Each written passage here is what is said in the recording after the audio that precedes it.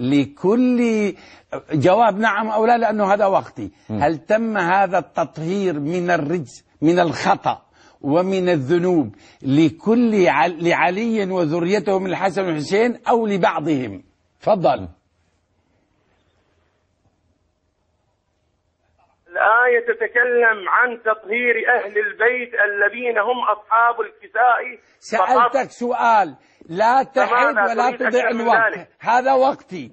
سألتك هل تمت إرادة الله في تطهير الحسن والحسين وذريتهم أم لا؟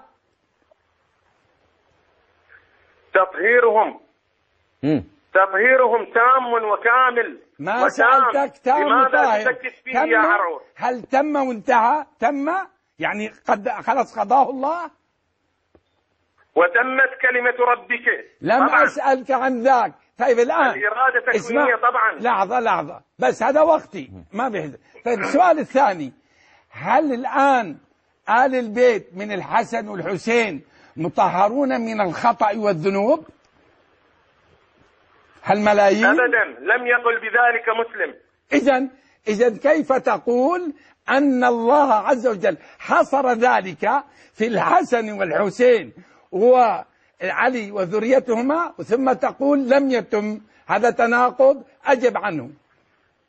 لا تقولني يا عروس. أعد من جديد. أنا ذكرت لك حديث الكساء وذكرت قول أم المؤمنين. لم أسألك عن أم المؤمنين لا تتكلم في وقتي.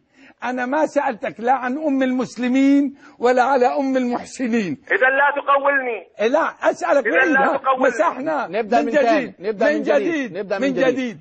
لمن تم التطهير؟ تفضل. تفضل يا شيخ عبد الحميد.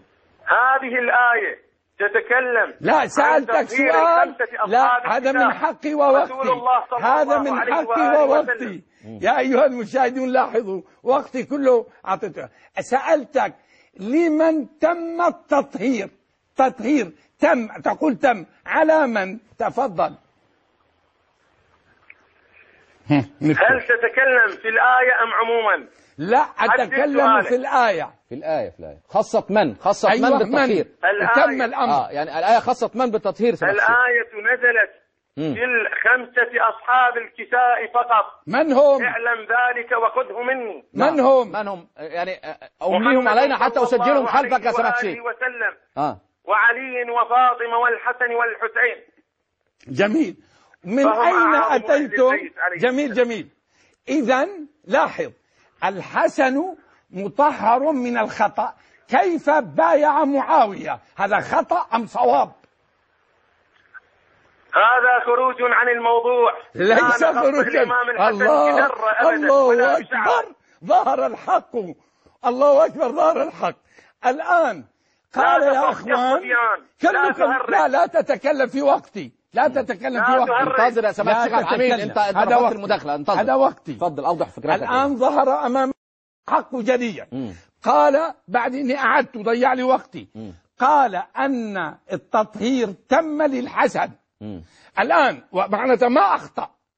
عندما بايع معاوية أخطأ أم أصاب؟ أبايع بوحي لأنه معصوم ومطهر أم باجتهاد؟ فقال هذا خارج عن الموضوع. الحمد لله الذي عرف الآن عرف الحق. المسألة الثانية،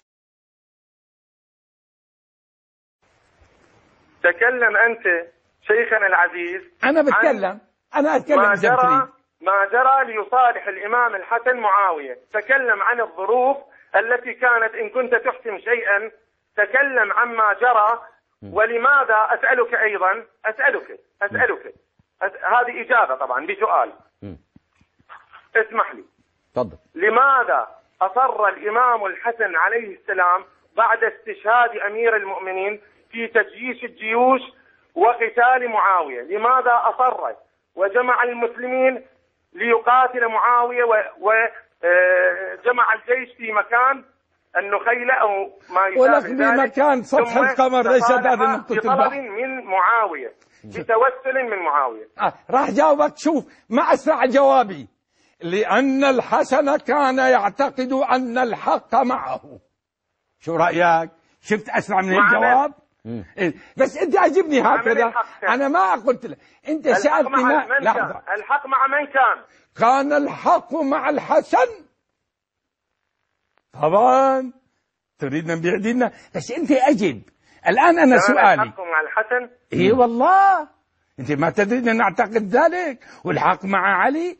الآن السؤال شلون؟ وضح لنا حبيبي. أنا بوضح لك ولن أضيع الوقت وتخرجني عن الموضوع. تسألني هل تدري عن الظروف؟ ليس هذا سؤالي. سؤالي هل تنازل أم لم يتنازل؟ الحق مع الحسن؟ إيه والله